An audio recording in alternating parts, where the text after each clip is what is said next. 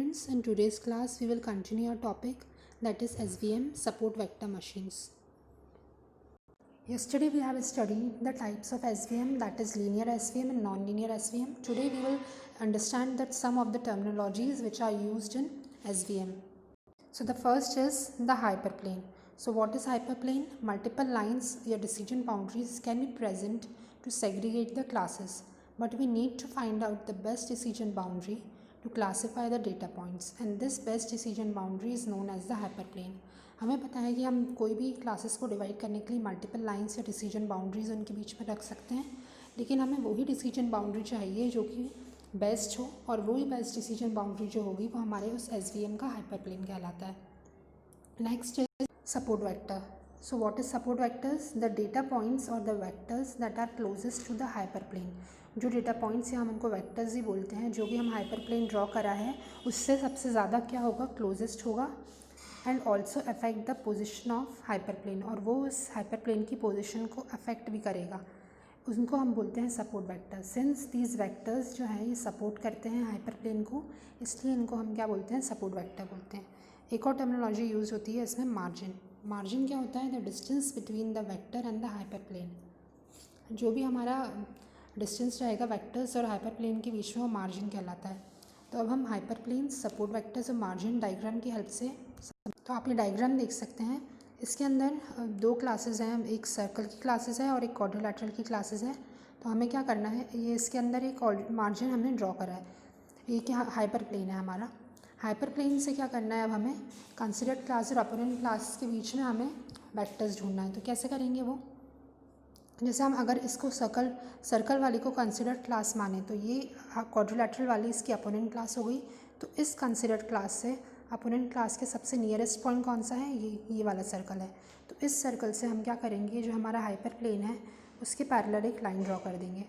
Similarly अगर हम इसको, हम क्वाड्रिलेटरल वाली क्लासेस को, पूरी क्लास को, क्वाड्रिलेटरल की क्लासेस को हम कंसिडर्ड क्लास माने, तो जो हमारी सर्कल वाली क्लास है ये अपोनेंट क्लास हो जाएगी.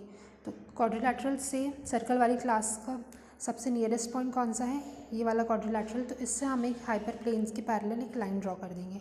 तो अब ये जो दोनों लाइंस ड्रॉ हुई हैं ये अपोनेंट टू कंसिडर्ड क्लास के रिस्पेक्ट में, तो सबसे जो हमारा, तो हमने जो लाइन ड्रॉ करी है हाइपरप्लेन के पैरेलल, एक ये वाली लाइन ड्रॉ करी थी सर्कल से और एक ये वाली लाइन ड्रॉ करी थी. तो ये दोनों लाइंस हमने जो ड्रॉ करी हैं, इसके अंदर ये वाला जो सर्कल है जिससे लाइन ड्रॉ करी है और ये वाला क्वाड्रिलेटरल है, ये हमारे क्या कहलाएंगे, सपोर्ट वेक्टर्स कहलाते हैं.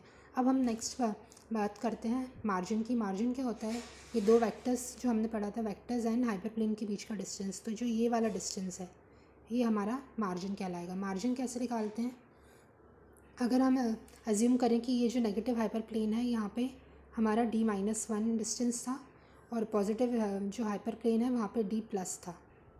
तो मार्जिन निकालने का फॉर्मूला क्या होता है, D- + D+. इस फॉर्मूले से हम क्या करेंगे, मार्जिन फाइंड करेंगे. So now we will understand that how does the SVM work.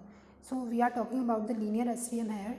Let us take an example that we have two data sets. जो data sets है हमारे पास, एक quadrilateral है और circle है, and we want a classifier that can classify it either a quadrilateral or circle. वो quadrilateral और circle की उसमें classify करके दे हमें. हम क्या करेंगे, सबसे पहले we can separate it by number of lines. अब हम देखते हैं कि number of lines से इसको कैसे separate कर सकते हैं. जैसे कि हम ये वाला, अगर हम इसको चाहें तो ऐसी भी लाइन ड्रॉ करके सेपरेट कर सकते हैं, चाहे तो ये वाली लाइन भी ड्रॉ करके सेपरेट कर सकते हैं. लेकिन हमें क्या करना है, बेस्ट डिसीजन लाइन या बेस्ट डिसीजन बाउंड्री फाइंड करना है. तो सबसे पहले हम स्ट्रेट लाइन जो हमने ड्रॉ करी थी उसके रिस्पेक्ट में बात करते हैं. ये वाली लाइन जो हमारी थी, अब इससे हम सपोर्ट वेक्टर्स निकालेंगे अगर, तो इसका सपोर्ट वेक्टर एक ये वाला क्वाड्रिलेटरल है और एक ये वाला सर्कल है. तो इससे अगर हम पैरेलल लाइन ड्रॉ भी करते हैं तो हमारा जो मार्जिन आएगा उसको क्या मान लेते हैं, हम M1 मान लेते हैं. ठीक है. अब नेक्स्ट जो लाइन है हमारी स्लांट वाली लाइन है ये, इससे अगर हम सपोर्ट वेक्टर्स निकालें और उसका, तो इसके एक सपोर्ट वेक्टर से यहाँ पे पैरेलल लाइन ड्रॉ हो गई हाइपरप्लेन के, और ये वाले सपोर्ट वेक्टर से यहाँ पे अपन ने क्या कर दी, लाइंस पैरेलल ड्रॉ कर दी. अब इसको आप मान लो M2.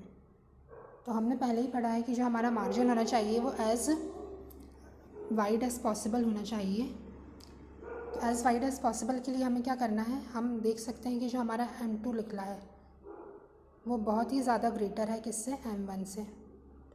तो हम क्या करेंगे, m2 को डिस्कार्ड कर देंगे और जो m1 को डिस्कार्ड कर देंगे और m2 वाला जो मार्जिन है हमारा उसको कंसिडर कर लेंगे। और m2 मार्जिन जो था हमारा वो जिस हाइपर प्लेन का था, तो इसलिए ये वाला हाइपर प्लेन हमारा बेस्ट डिसीजन लाइन है, बेस्ट लाइन बाउंड्री बन जाएगी। और इसको क्या बोलते हैं देखेंगे, the hyper plane with the maximum margin, इसका हाइपर प्लेन का मैक्सिमम मार्जिन होगा is called the optimal hyper plane. So in today's class what we have studied the terminologies hyperplane, support vectors and margin, and also we have studied that how to find out the margin and best decision boundary.